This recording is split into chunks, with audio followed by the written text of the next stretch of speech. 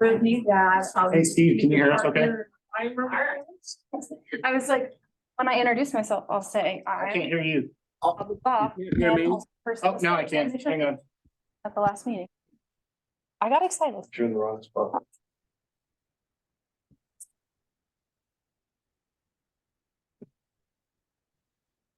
You try speaking for me again, Steve? Yeah. There we go. Perfect. Thanks, sir.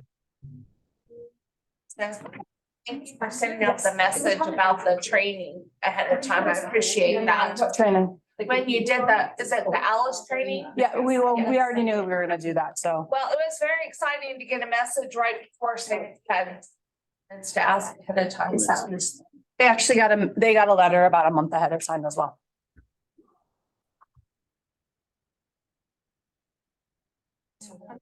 it's just. Well, she's just been teaching.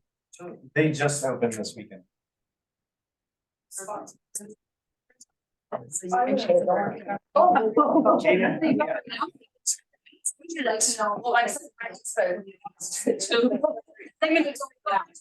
Is that all? That's pretty good. Liz and Saturday, but. Yeah, Katie just opened it. So Darcy was on, and then. Okay. Good. Then I'll just try to figure out what I do down. Are they gonna present like a PowerPoint? I think so. And I'll tell her that you said something. Yeah. She wants to get us. Okay, well, It's ready. they've had with the weather lately, they've been losing a lot of birthdays in the tree section. Yeah. And so now they need to expand them down to this.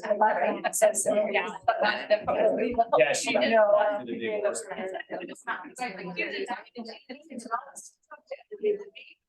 We could arrange something and then so they moved out there. Yeah. Waiting for a windstorm to come. Oh, but Jared even got a pole in this. They can't just. Need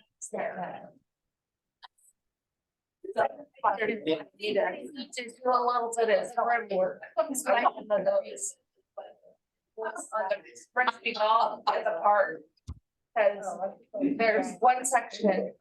Isn't it one section where you guys lose a whole bunch? Yeah, well, there's like specifically like two different like throws that just those areas, the trees are just, they're just shelves. There's a lot of dead branches in them that if we took the dead branches out, like you could just typically fall through. But I keep asking Greg who I need to talk to get approval to do it and. Maybe we could check with Wade Phillips, cause he works for the city. Maybe he can. I'll send Christie a message and ask. Yeah, that, or if I just need to talk to Brian, I guess, because he's Parks Commission and he probably has an idea of who I can talk to. So, because literally, if we just grab the pole saw, went out there, we're not shaping or changing anything, we're just thinning out the dead parts and it wouldn't be a problem. It actually make the trees healthier and upkeep for the park. That's one way to. Okay, we're gonna call our meeting to order. Let's start with the Pledge of Allegiance. I pledge allegiance to the flag of the United States of America and to the republic for which it stands, one nation, under God, indivisible, with liberty and justice for all. All right. Jared, do we have any visitors on the Zoom link besides Perkins? He's not a visitor, but. We have two people that are for one of our agenda, I believe, but I think that's it. Okay, I just want to make sure that everyone knows if you want to do public input, you need to be signed up for it. Okay, agenda changes. Okay. So we're on agenda changes. No agenda changes, consent agenda. I make a motion to approve the consent agenda. Okay, I have a motion to approve the consent agenda. I'll sign. All right, I have a motion and a second to approve the consent agenda. Is there any discussion? Okay, no discussion. I have a motion to approve the consent agenda. All of those who approve, please raise your hand. Okay, motion passes. Public input. Board policy states speakers may offer objective criticism of district operations and programs, but the board will not hear personal complaints concerning school personnel nor against any person connected with the school system. The chairman will direct the visitor to the appropriate means for board consideration and disposition of legitimate complaints involving individuals. Members of the public may address the board for up to 3 minutes. Occasionally, the board chair will respond immediately to questions. However, on most occasions, the board chair will instruct the superintendent or designee to gather information and report back. Please understand if a question or comment is not addressed during the meeting, this does not indicate lack of interest on behalf of the board, but a desire to gather as much information as possible to respond in the most helpful manner. Okay, we have Corinne Hockett. Thank you. I am going to do my very best to keep this within 3 minutes. I have my name is Corinne Hockett, having me from Sixes, Oregon, and a mother of 3 students in the district. I would like to greet all of you with a happy equinox and welcome springtime. In respect for balance, I'm going to start today with a heavy topic, but hopefully end a little lighthearted. And if there's time, I might even get silly. I have been reading some local history, and this is out of our local public library, written by Bonnie Johnson Cox. It's called School Evolution, Study of Southern Coos and Northern Prairie School Origins. It has great old pictures. They've borrowed from public records, deeds, and some publications. There's goods from locals, and it's taught me a lot about the area. We have a lot to learn. I do think that the updated edition would benefit from including and recognizing the implementation of the emergency drills, including the ALICE procedures, and would like to extend my personal gratitude to Ms. Nerott and Ms. Jones for their additional efforts in communication and time on a very heavy topic.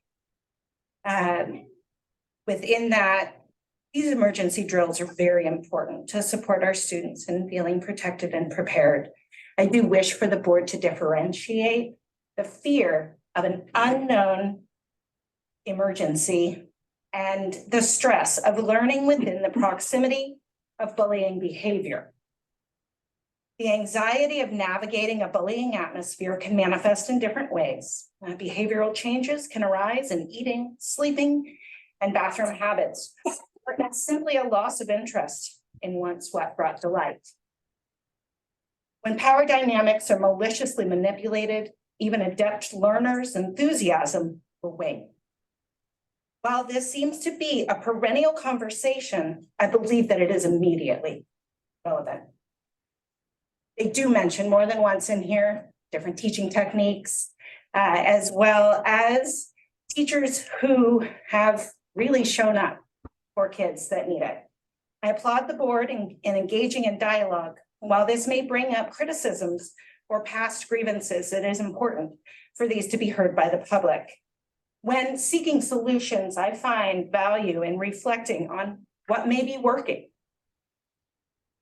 And there's a little story I'd like to read for you. It won't be very long. But from 1920, when Desi Williams taught, she became concerned about one neglected child that often came to school unbathed and reeking from nighttime incontinence, resulting in her being ostracized by her people. Thank you. Your time is up. Thank you. The final chapter, and this is a wonderful one that inspires us. I hope that you'll look into it and know that there are teachers. Thank you, Corinne. I just also want to remind you that you're also always welcome to go and talk to the district school staff, administration at the buildings and stuff too. Yes. If you're wanting to do, Thank you. I feel I will go over time. I appreciate you keeping it at a manner. all right, thank you. I have a question about the book. Can I ask questions? It's public comment. Okay. And so, but if you want to connect with her after the meeting or. Yes. Return it soon. Thank you. Okay, was there any speakers on Zoom, Jared? No, ma'am. Okay. Okay, we are to reports. You don't have a student representative report. Steve, you have a superintendent report? Sure. By the way, I have a double conflict today. So I'm actually interviewing for a position, in about an hour. So, and that position is very important to me and very dear to my heart. So I needed to be somewhere else. In 7 years, I've missed one meeting, but I kind of like felt this was one that I really needed to be somewhere else. Anyway, I was with Aaron today for about an hour or 3 hours. We walked through Driftwood, spoke about several different things, showed him the new playground, the new concrete slab, a variety of other things. Met a couple teachers, not on purpose, but I actually walked, by them in the hallway. I think he's going to be a great fit. And in the next 3 months, he and I are going to work closely to make this transition as smooth as possible. And I think it's going to be very smooth, by the way. He's afraid of stepping on my toes, but my toes don't get stepped on, so it's no big deal. And use of my office at any time, et cetera. And like I said, we'll work closely to make sure this thing works. And I think you guys have done a good job in your selection. Other than that, not really. We're going to we'll start assembling a budget here in about a month, but it's still going to be too early to tell until we get that May 15th forecast. So that will be next, but we will start putting the budget together. And that's really the next big priority in the district. Any questions of me? No questions. Thank you, Steve, for working to You're help welcome. Aaron become familiar with all of these things that he'll soon be taking care of himself. And we appreciate all of your work together. Not a problem. Happy to do it, by the way. It always makes things go better for our kids, and that makes me happy.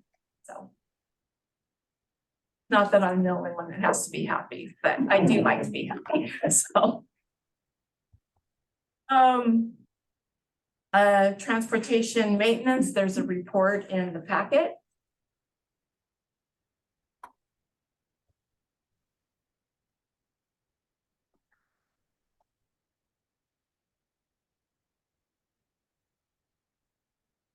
Technology.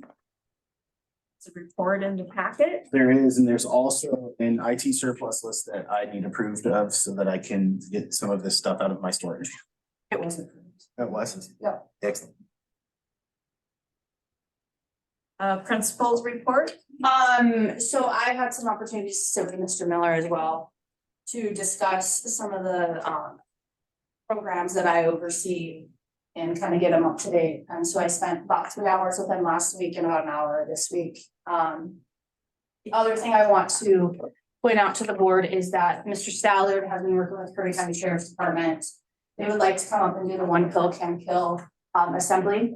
We're seeing a rise in fentanyl usage and opioid usage. And the county sheriff's department wants to do a presentation to our kids to really talk about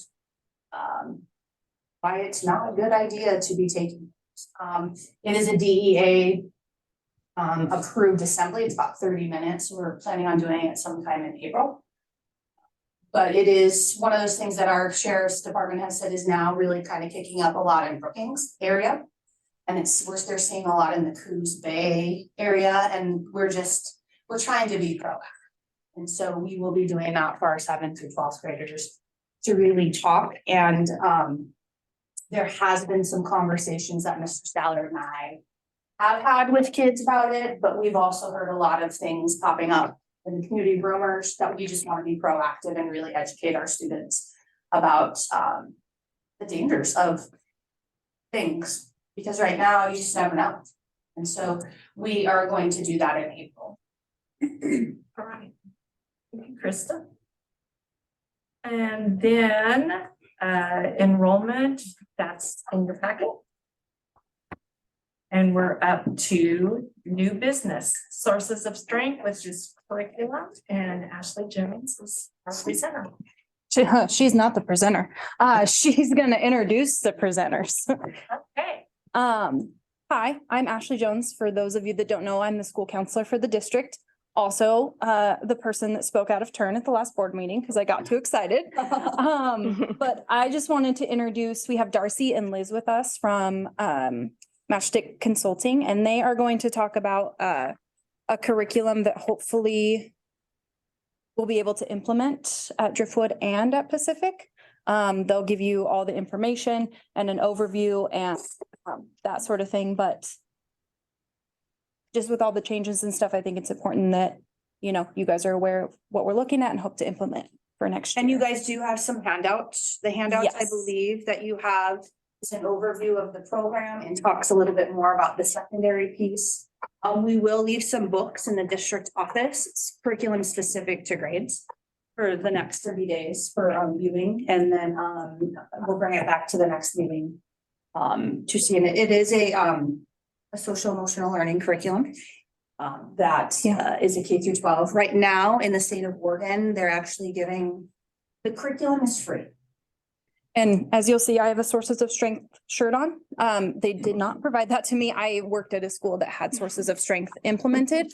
And I think a lot of times the curriculum that we get is great in theory and then maybe not so great in execution, and Sources of Strength really, if you have the right team and the buy-in, it can be pretty powerful. So I do think it would be a huge benefit, and I think it would be silly not to take advantage of the cost effectiveness of it right now. And currently on the South Coast, Brooking Harbor School District is implementing it starting this month, so. Yep, so I'll hand it over to I just want to clarify one thing so that we all know we're all on the same page. Yes, ma'am. So this is the presentation about the curriculum. Yes. It'll be in the district office for 30 days for review. And then at our next board meeting, it will be presented. It would be formal on adoption. Yep, for you guys to decide if you would like to adopt. All right, thank you. You're welcome. I will hand it over. What's that? Carry on. Oh, well, Ashley's done now. I will hand it over to, I believe Darcy will be speaking first. Yeah, thank you so much, everybody. I hope you can hear me okay. Am I coming through okay? Yes. Okay, perfect. It's always interesting to zoom into a human meeting. So thank you for making space for us. My name is Darcy Brown. I support Sources of Strength statewide as part of a team, and I support elementary specifically. I formerly worked as an educator in schools. I was a school counselor for 10 years in Columbia and a lot of time in Marion County. And I just appreciate Ashley's words of kindness and confidence in the program, and something that we hear from everybody that we've been spending very much time with in the Sources programming. And I'll also hand it over to Liz to introduce herself. Hi, everybody. My name is Liz, and I am the director of Matchstick Consulting. I get to work alongside Darcy and a team of folks helping support implementation of Sources statewide. I'm really happy to be here with you all. Thanks for having us. So for our time today, we want to make sure we get to go over the programming at both elementary and secondary. And then we also want to make sure we have time and space for questions, and so that folks feel like they walk away with a good handle on what the next steps are and what the nuts and bolts of the curriculum and program is. And then so for, go ahead. Nope, go ahead, Darcy. This is just a nice overview, and we're going to put this in chat. I'm not sure if it's possible for someone to print this for you, but we can certainly send this alongside if it's helpful. But this is a really great resource for any school or district to have in their back pocket. And this is a clickable flyer that shows a lot of the prevention programming that's available at low or no cost to schools. And so all of this prevention work, including QPR and ASSIST, are things that a lot of school personnel are familiar with. And if you go all the way back up the stream, you'll see Sources of Strength. And most recently addition is the Source of Strength elementary curriculum.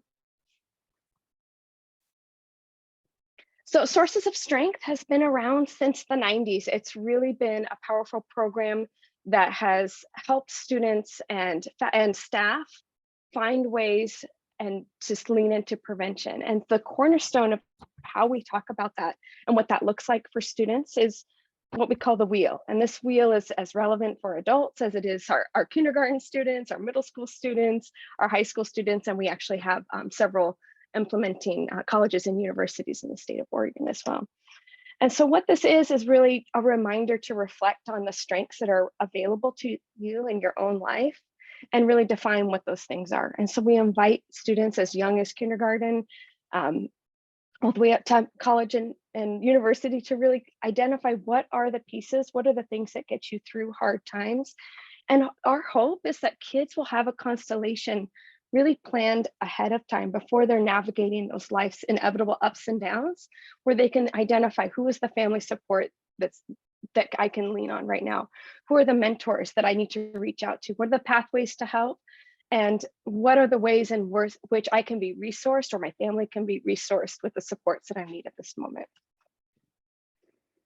And so for elementary, these are super sweet, but we've added some visuals to help our kindergarten, our first grade and second graders kind of unpack the parts of the wheel, both with visuals and icons, but it's been really helpful with our pre-readers, but it's also helpful with students that are non-English native language speakers. And so helping increase engagement and unpacking and reflection of those strengths.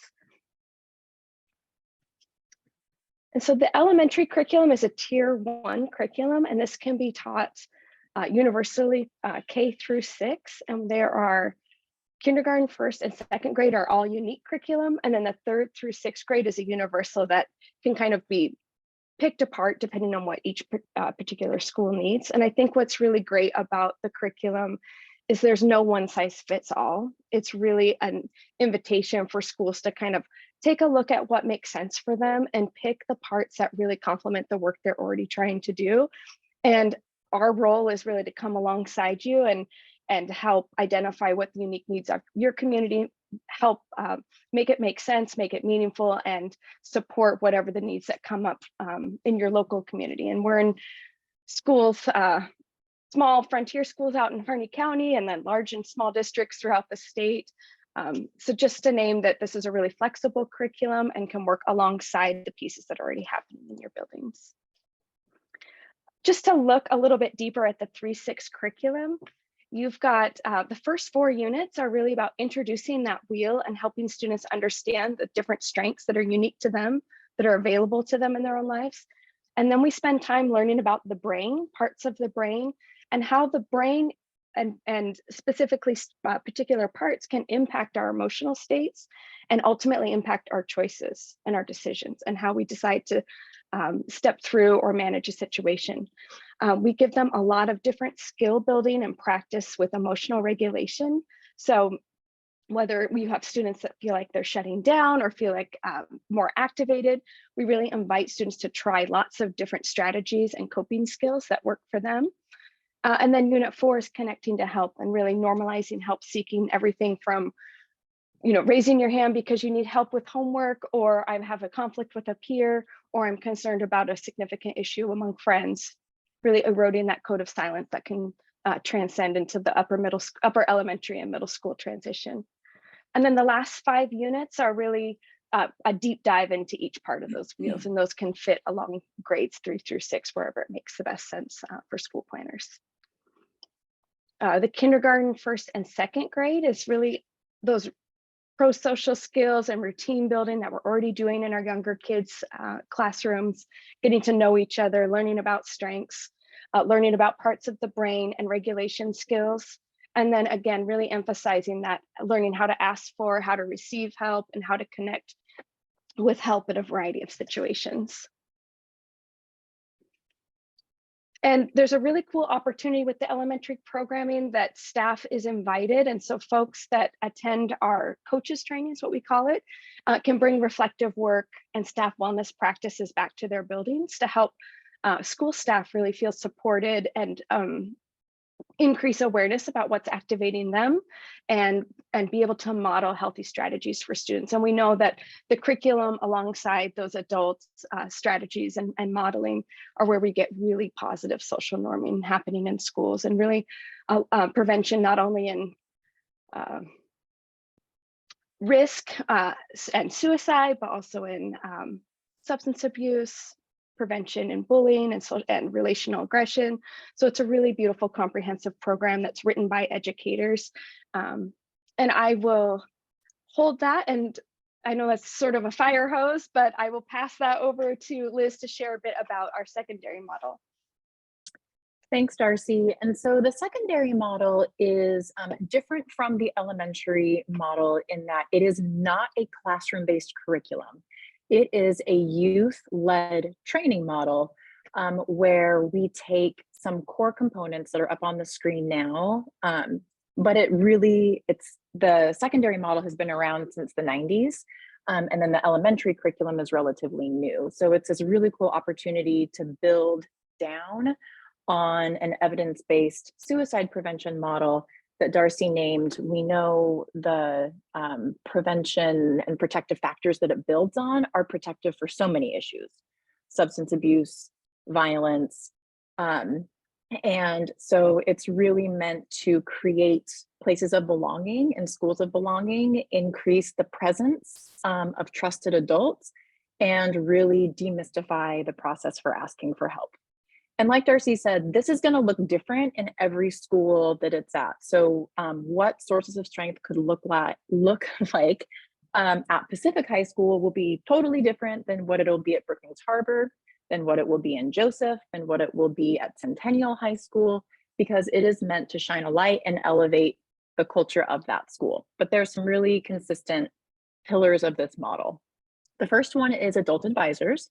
So we take teams of caring, connected, positive adults who are either in the building, or they might even be community members, folks in the community, and they are trained as adult advisors. And then they work together to recruit a group of what we call peer leaders. And peer leaders are young folks who have influence within their social group. And a peer leader team is meant to look like your school and be representative of every corner and culture of your school community. So based on race and ethnicity and gender and sexuality, and also social groups, right? We want a young person from every clique, every after school program, so that it doesn't feel like it's just one type of student in this peer leader team. So adult advisors receive a training from our team or local trainers, and then the adult advisors and peer leaders come together for a day-long training where they kick off their efforts and they start to brainstorm what we call strategic messaging campaigns. These are the activities, this is the doing, where they invite their school community into a conversation about what strength looks like, what hope looks like, and what connecting to help looks like, where they are invited to engage, interact, and apply with these themes through school assemblies, through activities, through murals or wall displays, social media, videos, media, whatever feels relevant to peer leaders, because they are the eyes and ears. We call them agents of change and connectors to help. They're not trained to be junior psychologists doing therapy with their friends. They are meant to help demystify what the process for asking for help is. And we work with the adults and folks in the school building to make sure that the conditions are right for that help to be met and received. So we make sure that folks are clear on what the protocols are for if a young person is identified or somebody says, hey, I'm really worried about my friend, folks know what to do, because we know schools that are doing sources of strength, if you start to normalize and make it okay to ask for help, students will start to ask for help. And so all of these pieces together, done well, can equal a positive cultural change through positive social norming.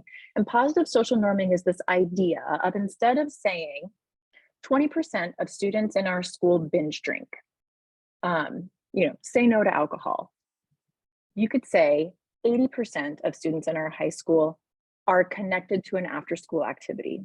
Come after school and learn more about how you can get connected as well. So we're flipping the script from what is the typical traditional sort of prevention messaging of sad, shock, and trauma to one that centers moving away from what hurts to what helps, right? Acknowledging that things can be hard. It's okay to not be okay, but there is hope, there is help, and you have strength. And again, that was a very, very quick overview. What I will say is, again, nuts and bolts of it. It involves a 1 day, half day to 1 day training with adult advisors, a 1 day training with peer leaders, and then we recommend that those teams meet once a month, at least for about an hour. Some of our schools are implementing this as an after school club, are integrating it during the school day as a part of advisory.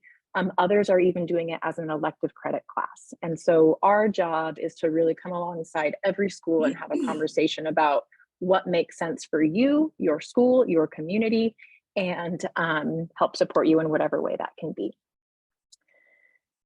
And then training is provided at no cost. We can provide all the one of your handouts should be a document that says about all of like the nuts and bolts about funding. We provide funding for license fees for the first 3 years. We have mini grants, and all of the training for the secondary model is provided at no cost to the school. So it's an incredible investment from the Oregon Health Authority in this really, really great program. And I'll stop there, and our final slide is just our fabulous training team. So we're happy to answer questions or repeat anything that you want additional clarity on.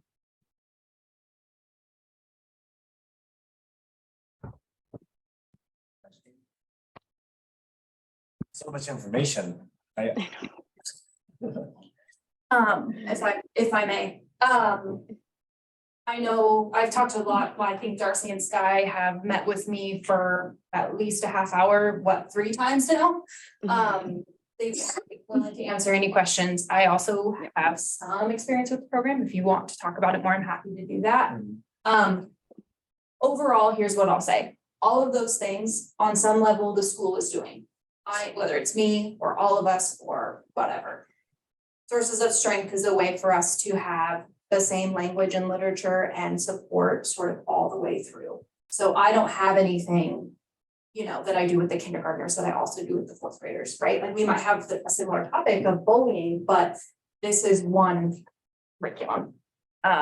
So it just feels really supportive. They provide, if we needed training or extra support, they would be the ones that would provide that. So it just feels like we would be bringing in more support for the kids.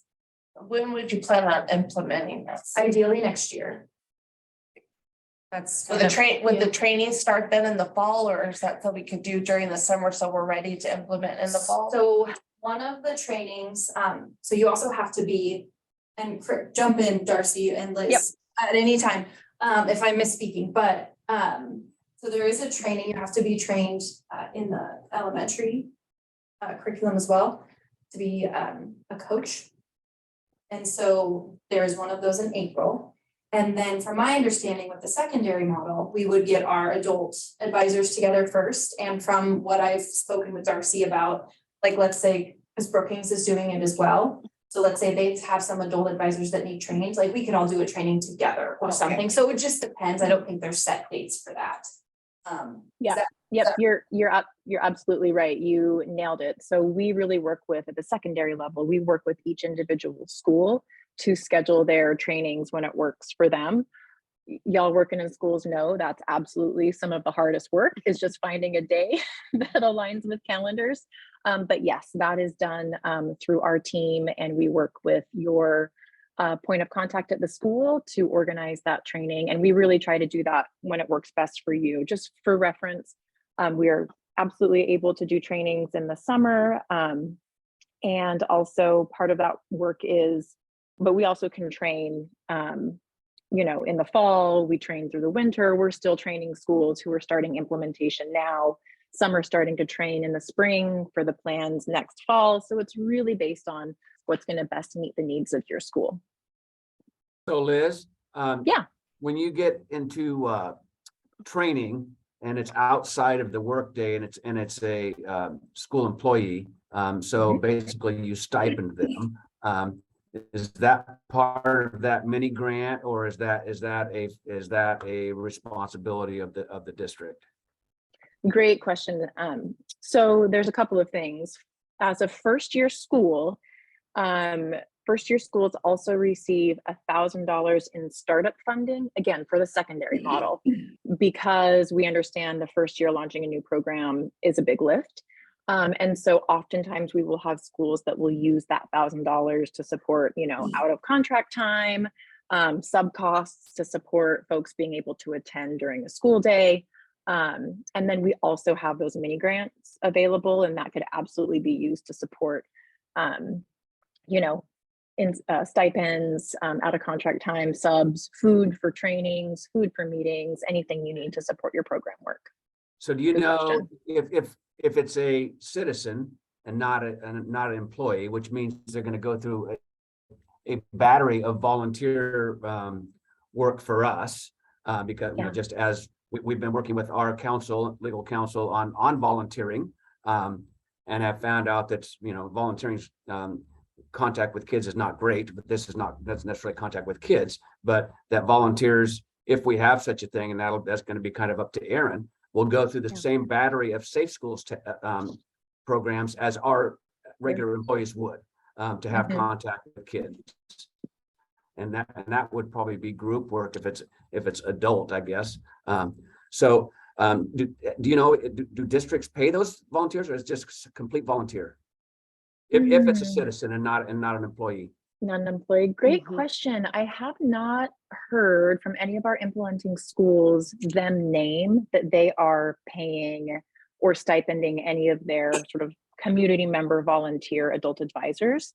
I've had experiences where it's a retired former employee who came and volunteered and was a part of it. And then we also have instances where like a community-based organization that partners often with the school will be an adult advisor, but I haven't heard of any school or district say like we're also providing a stipend for community members to do it. But I think that's a important thing to think about.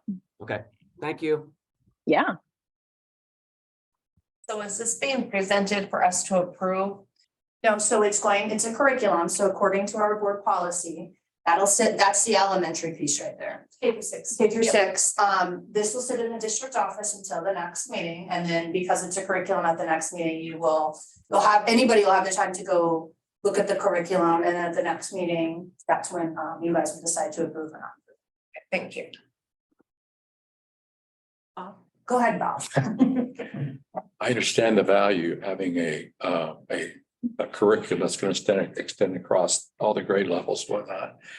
But I am curious why this program, other than the fact that they're offering you some financial, benefit up front to kind of get you started, is what is it about this program that makes us want to adopt this one as opposed to some other curriculum? It's a good question.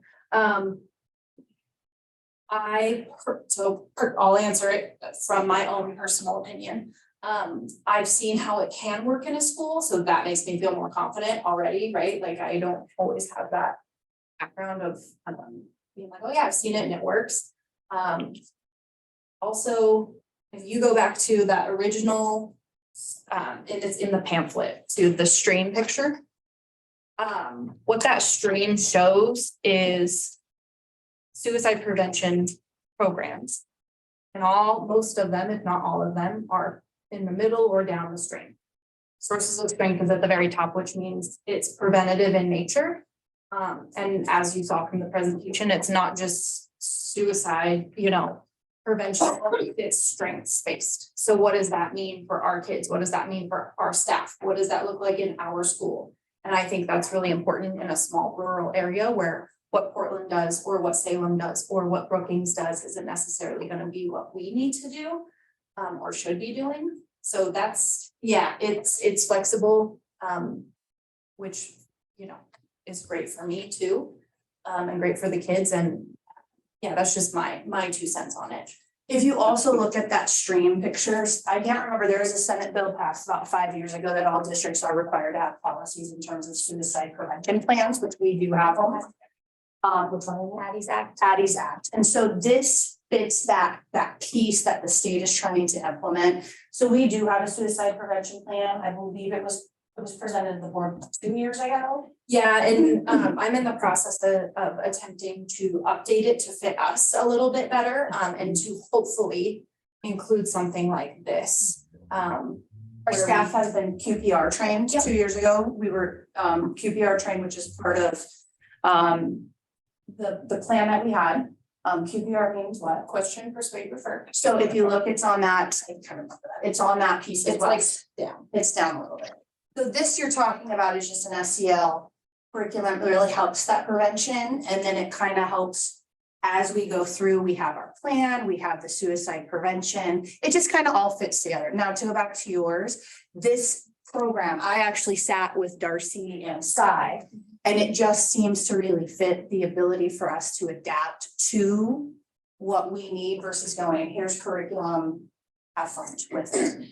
You don't necessarily have to go through all the units. You could use it to be adaptive to fit what your community culture would be. I guess- And like I said, so I do lessons with our K-6 elementary classes, with the littles once a week, with the older kids about a month, depending on scheduling.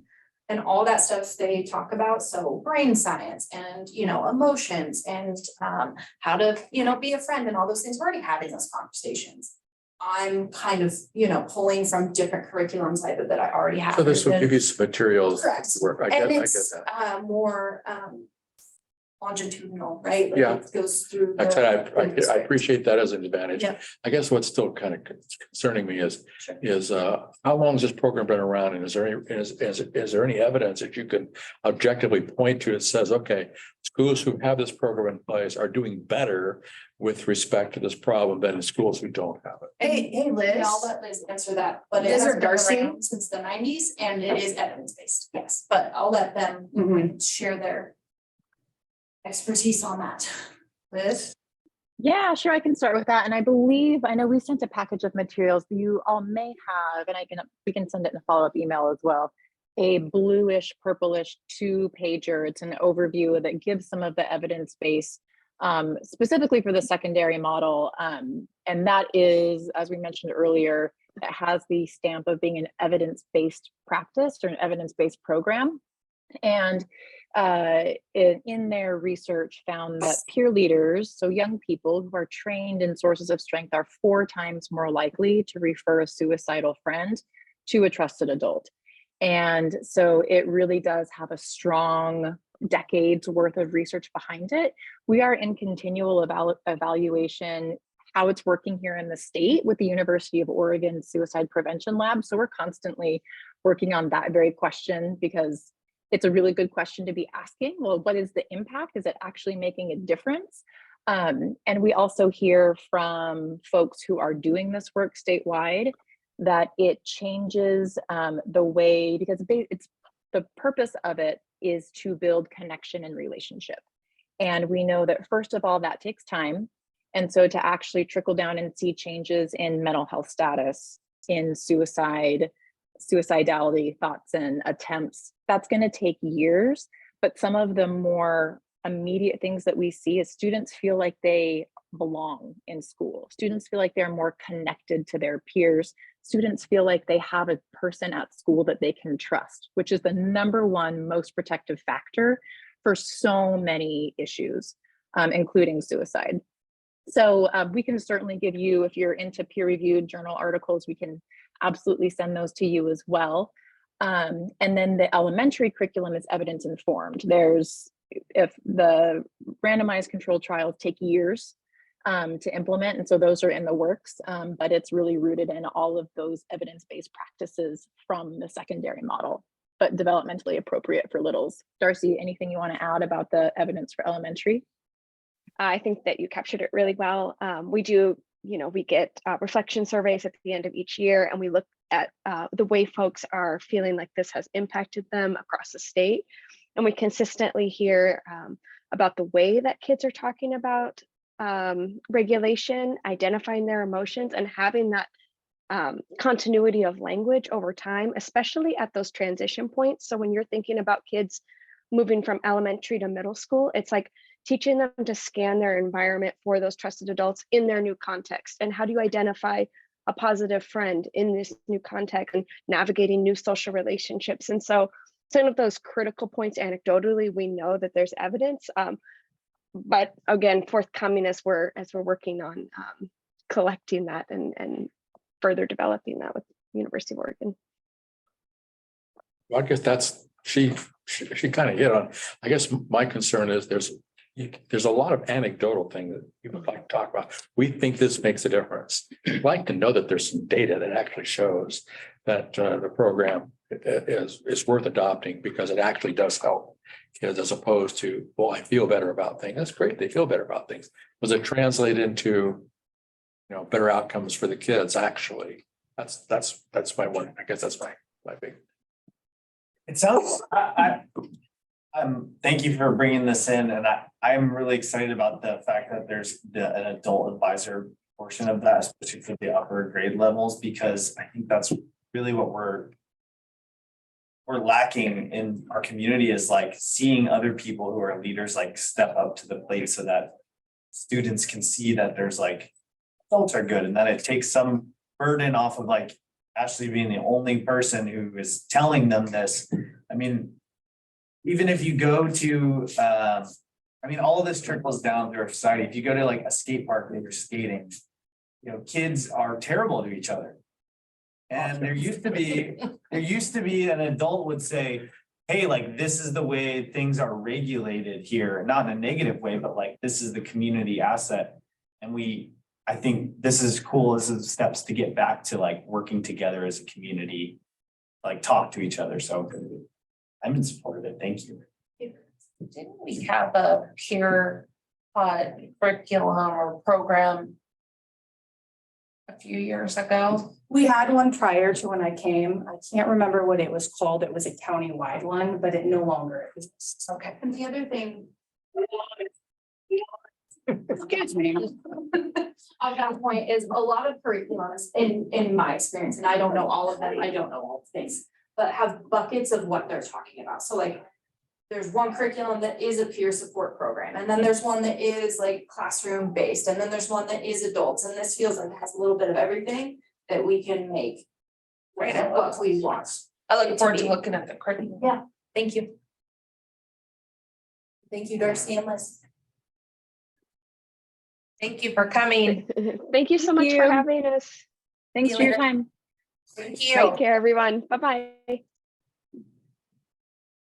And then so, Krista, I just have a question for you then, as the board and as the community has the option to look at this curriculum, would they come to you with questions and you would refer them to Ashley? I would say yes. If you have questions, please email me and I can forward them along, because our schedules are kind of wild. Crazy. And so if questions come to me, then I can either answer them best I can, or I can forward along.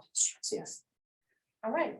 So we know who to send our questions. To clarify, those books will be in the district office. Those books will be in the district office for 30 days. They're on loan, so we can't keep them. We have to send them back.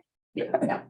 And those books are the elementary. The elementary, yes, K through 6. And is the 7 through 12 books So available? since that's not a curriculum, a class-based curriculum, that's more of a model of, they get the peers or the adults and they do the training, and then the peers and do the training. There's no real curriculum to approve or anything like that. It would be just the information that you have in front of you.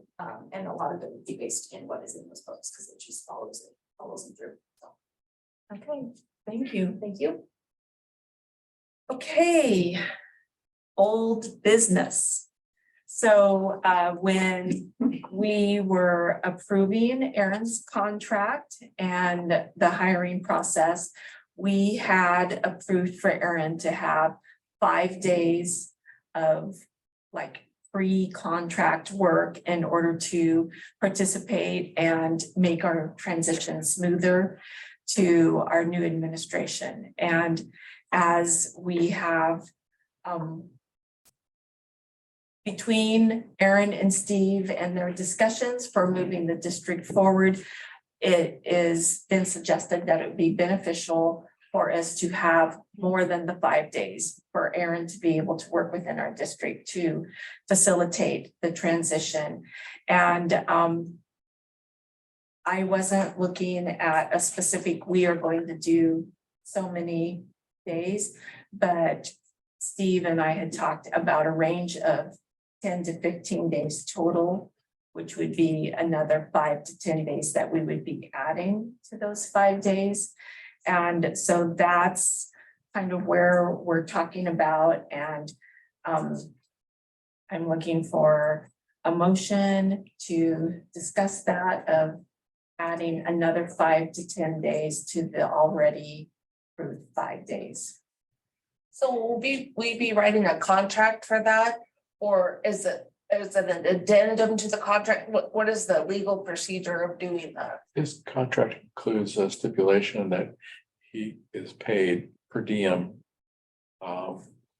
Taking his contracted salary divided by the number of days he's contracted.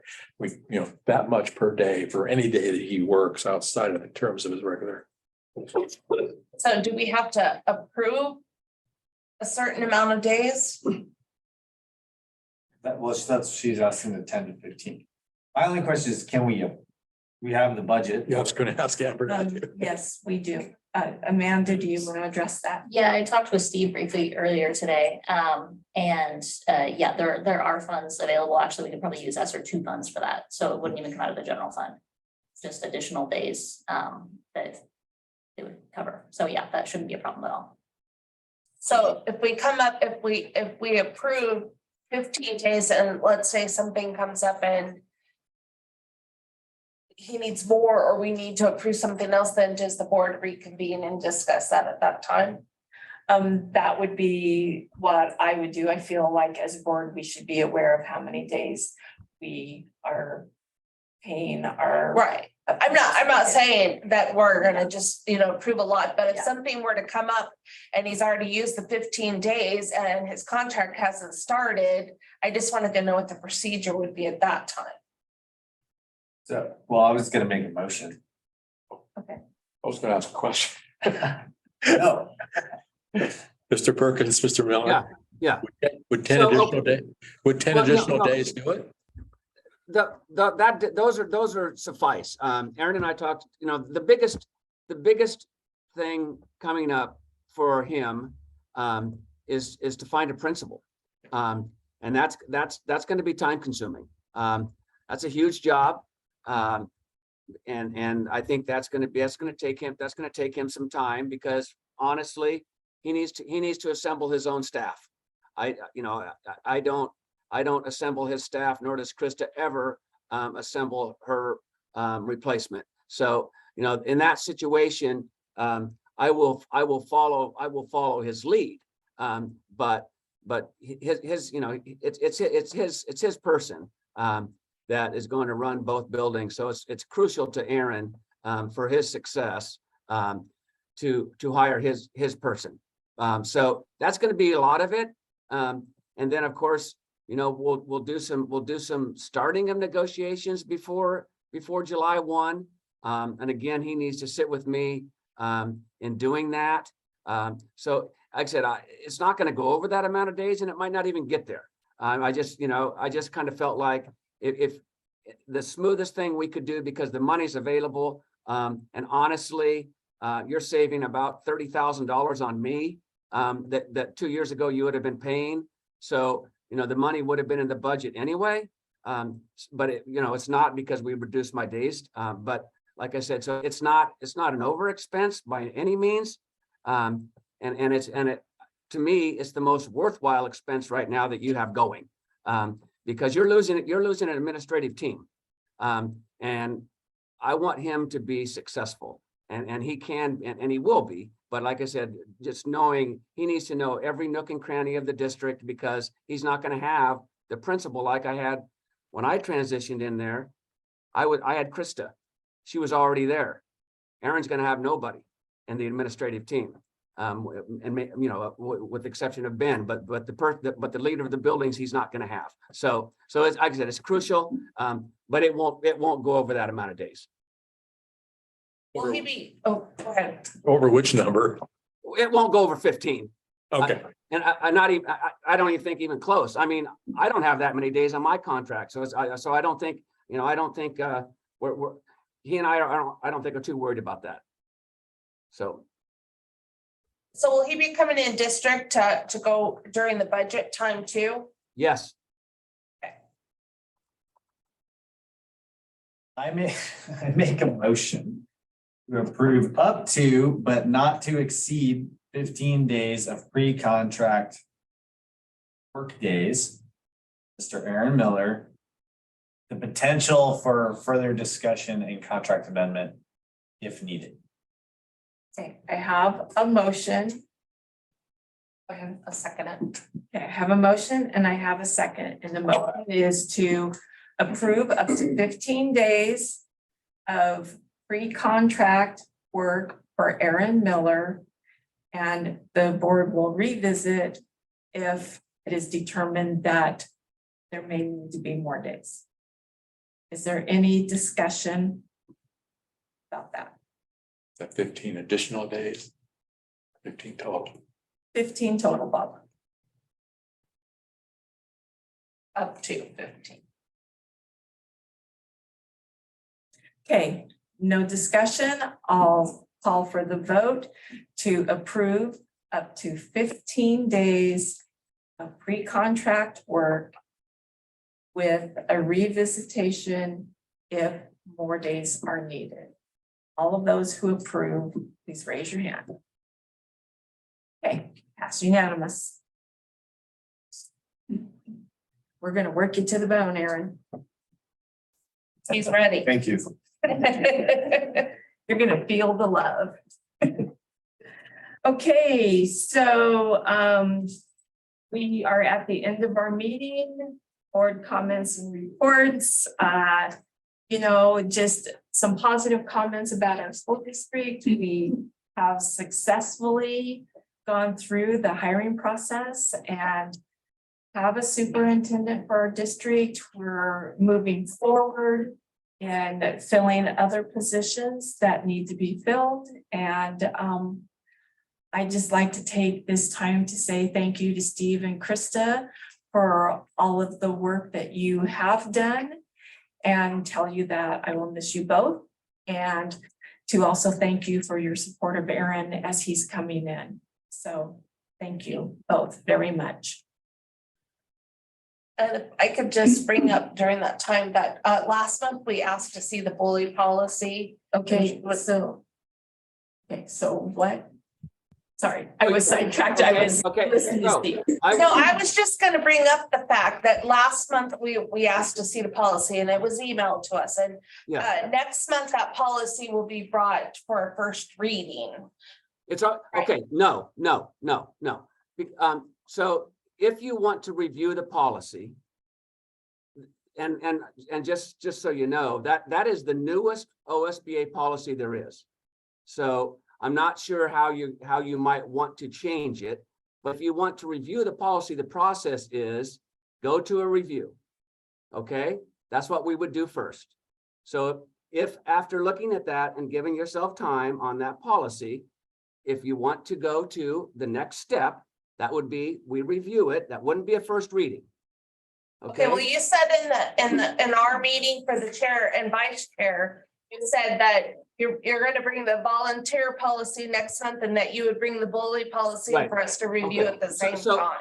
So the volunteer, after talking to legal counsel, the volunteer process, like I said, we have to add things to it, the safe schools training, et cetera. Okay, so that would be added to the volunteer process. Does that make sense? Yes. Coming from legal counsel. So that would be a first reading. That would, so if we're going to readopt a volunteer process by adding those professional development, professional development for volunteers, that's a volunteer process. That's different than the bullying. So the bullying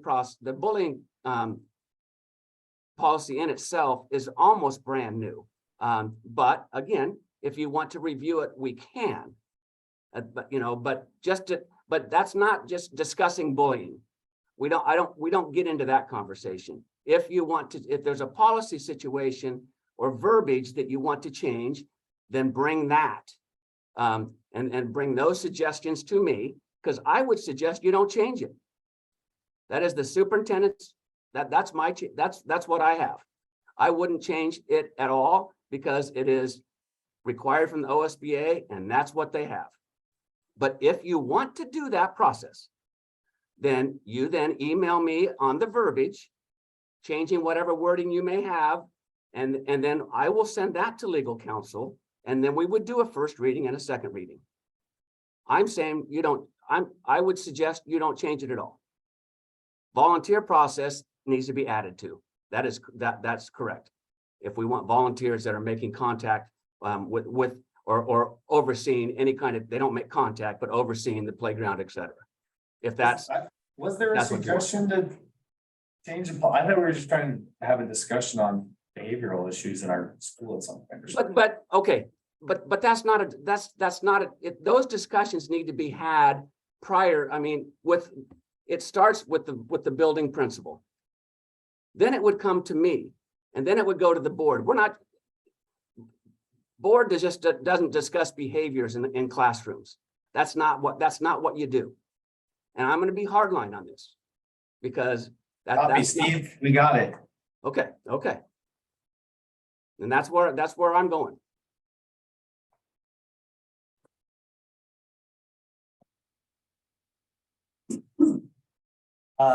Miss Skydra Soli emailed all of us that Skrill survey. I haven't got a chance to read it yet, but I just wanted to remind the board, if you haven't read it, look into it. I don't know, but I read some of it. Okay. Is there any other positive comments anyone wants to make about the school district? Thank you, board. I hope our track team does well this year. And happy to be on board. Good luck to everyone running. I think the middle school have they had their home track meet already? No, they don't start till April. Okay, I'm just trying to hurry it along, I guess.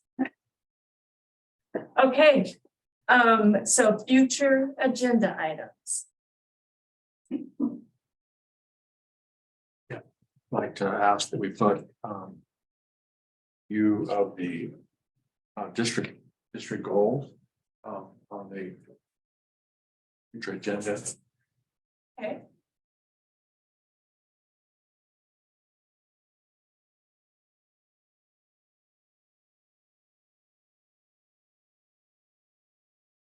Do you want Stephanie to print out the district goals for you, or do you want to look at the website for them? No, I brought that.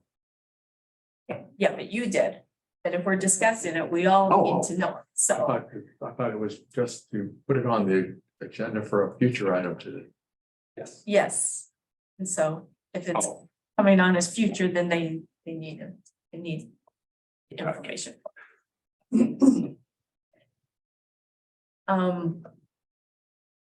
That's something and I've lost it. It'll come back to me. I know it will. I feel really bad now because I really can't think of what it was. It was something. I have a question. Are we intending to get a student representative? We've gone, through quite a bit of this year and still don't have one in place. Is that not going to happen this year?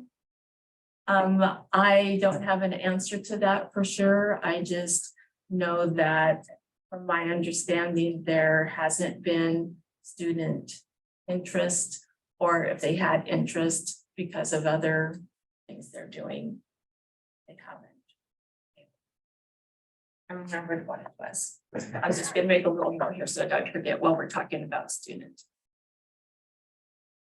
So, Krista, do you know anything about a student representative? I know that It's hard to get them here because of other sports. A lot of them, you know, for example, our ASB did volleyball and she did basketball. I think she's doing track right now, so we can try, but again, we put it out there and we get what we get, so.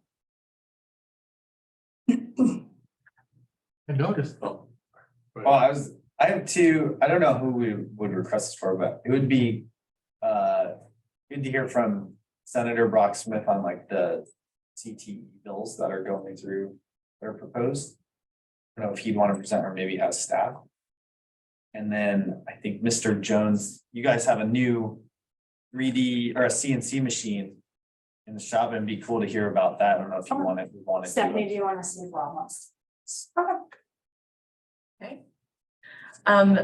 My thing that I had forgotten, but I have now remembered, had to do with, we have 6 hours of training coming from the School Board Association that is included in our superintendent search. And so we need to be looking at dates to have that training. And so if you could come prepared at our next meeting to start discussing some calendar dates where we could be looking at that. And I know in the month of May, it's going to be busy with budget because we'll have at least initial budget meeting and stuff. And then we have our school board meeting and all of that. But anyway, we do need to start looking at when we're going to be doing that training. Steve Kelly said he can either come and do all 6 hours like on a Saturday. He could come and do 3 hours one night and 3 hours the next night, which would save on travel because he would only be making the trip once. Or we can have a couple of different trips. But that's what we'll be looking at. And our next meeting is the 17th. Or the Next 24th. meeting is the 17th. Okay. I have a question or comment. I happened to come in contact with a member of the school board down in Brookings. They have two different kinds of school board meetings. They have one similar to ours where it's meeting, you know, close after the end of the day for convenience of people who are on the staff. Will have to be here, not have to make another trip. But they have another meeting on off weeks. That's held much later in the evening. Excuse me, I got that backwards. They have their meeting like ours later in the evenings. And they have another one that's almost immediately after school, making it possible for student representatives, student presentations to be here when they're here before they go get involved in something else. I was wondering if that was something we might consider to make it easier for teachers and students to be here to make presentations if we had a meeting that was kind of scheduled to make it easy for them to be here. If that would be. So do you guys want that on the agenda to discuss having 2 meetings? Well, can you just email us some more info, Bob, on that? I don't know that I have any more at the moment, but Yeah. I can ask you. Well, I think that depending on who gets elected at the election, we may have to change the meeting time to accommodate if we have other people coming on that work and have jobs. We might have to accommodate by moving back our meeting time to allow people to come in, you know, be a participant in the meeting. We may have to move the meeting back. Yeah. Depending on who the candidates are that get elected. So it may be something we're discussing Anyway, anyway. well, I think part of. But it would be Okay, so- interesting to know what they discuss. So the item on the table is, are we adding that to the agenda? Because we're at the future agenda items. And so it's not, we're not discussing it now. We didn't add it to this agenda. So I just need to know, are we adding it to the next agenda to discuss it? Or do you guys want to wait a while on that discussion or? I just need to know if we're putting it on the agenda to discuss having 2 meetings. Why don't you wait until the election to see what time it's gonna have to be? Yeah. Okay, so it will not be on the agenda for next month. That's my last speech. Okay. Phyllis? On June 30th. Yeah. I'll believe you that that's your last statement, but I won't hold you to it until. Oh, honey, I've been telling everybody. Okay, Okay. I'm just not gonna hold you to it. I just want you to know. You can speak if you want to. I'm open to a motion to close the I meeting. make a motion to adjourn the meeting. Second. Okay, I have a motion and a second. Any discussion? Okay, all those in favor to end the meeting, raise your hand. Meeting adjourned.